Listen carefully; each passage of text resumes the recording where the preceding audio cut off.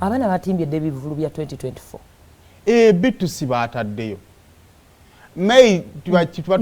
tugenda mu holiday May ey'abaana b'essomero mugeza ne muteeka ekivulu mu kaseera nga abakulu ffekka ffe tuliwo I think wetubeera mu holiday mu Gwakutaano okuba ne mukabinisa nga mwakabinisa luli abaana bakuwa freedom city banna Lydia Jasmine naye yagambye ali yatimbye posta tennabafuluma but yataddeyo statement yateeka I think last week ali ready okola ku kivulu akoleyo ekivulu Jasmine aludde nawo agenda yagambye March agende ku African tanateekayo venue n'agende ku African agende ku Africa nalabye oba ne Fikfa Maika nalabye cricket January ovo yalade cricket no is that cricket nalabye cricket ovo nengawa ne bannaye Fiki Fiki alinde mu cricket Fiki bwate we yagenda naye kanikirire eri gye yasooka I know Fiki is really talented I know he can do good naye kwetane obuzibu bwa Fiki kiri kimu omwe freedom stay nawo ingeri gyerabwamu kakati Fiki avudde ku freedom star nawunye ekifo Africana si kifo kye kati omutwala wa ojjukira sho ya Fiki yasookera ddala yafuna obuzibu and it is naye yali ya character yasinga okuba Fiki yali ya character but era yali tali ready olaba ku gundi wali navyo we yakoleranga shedda ku Garden City waggulu awo kale rooftop y'abatini nnyo Fiki then we yali asaana now he has grown to freedom city aso gena kuserena Sheraton Gardens wali so VVIP bantu batyawo Fiki asaana wano freedom city now the B2Cs I know they have outgrown tebavaawo temuvaawo ku freedom city ngobuulire they have outgrown it anti nedda they have outgrown kati kanko ekitimo Fiki abaana ba B2C balina abantu abali mu myaka gyaffe ababalabanga bavubuka yes I agree with these ones going to Africana yes naye lwakuba nti nze B2C nina abaana bendowooza abayinza okukalubiriza ogenda ku Africana freedom stay mugiraba lwakuba nti ennaku zino okukola she ennungi eri expensive ng'ovudde ku venue obukadde 20 olina okwongeramuko okusendeza z'okukyusa sounding na biki kyekizibu kya freedom city naye ate freedom city eyo bw'ogikuba obeera sure nti abantu b'omutwalo gumu n'ekitundu kukoze eki kuyingidde King tanabafuna venue ate zinagamba game cricket over that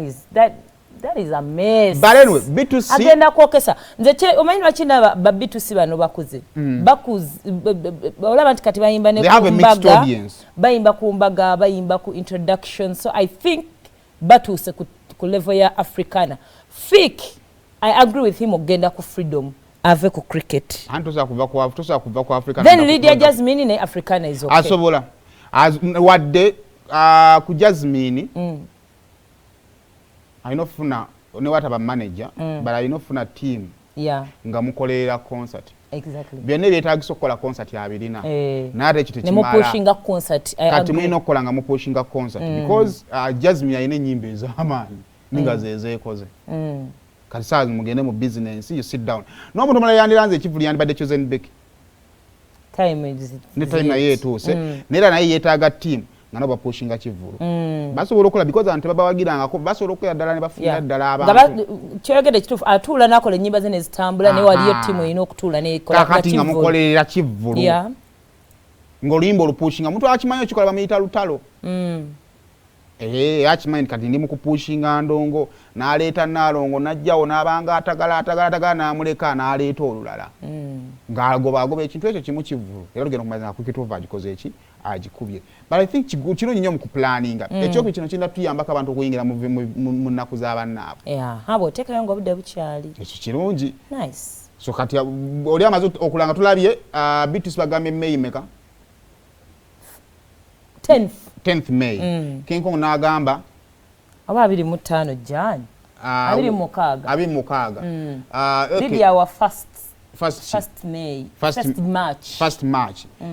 kakati already yesa agenda kugalawo mwaka ebiseera ebyo yana mulagwe nawulira alanga and webyebyo at least kitegeeza abantu batandise okuplanninga for 2024 which is good eno kedeti ya King Kong yali yasaha jikasaha yali atuwadde gundi yali wa next year naye ndowooza King Kong addeyo ku gundi ku Africana tosobola kudda ku Freedom City obanga it is a deep motion naye kali n'abayimbi abaagala King Kong abuuka nnyo oba ani amubalira he's good naye waliwo messi zakola nga nze omuntu wa bulijjo nziraba nali mbaddeko mu mmotoka ne abantu abamuli bwe bati is lazy oyo omwana yali asobola okulokwa audience yali so teen yali asobola okuba Freedom City okumala ebbanga n'agyekyusizaamu n'agikoowa bukooyi munafu kalale kyeka baafuna obuzibu ne kama kati ayinza oba takyakkiririza nnyo mu bamanager afuna just bantu bakolaganako nabo munafu ate abantu bokolagana nako nabo jjukira gwawe bagayidinga baba ba yes people kale mwana yangamba asula mu yezo anyway kale all the best kale kakati awo tubagaliza birungi byerere byebyo tuveewaawo banna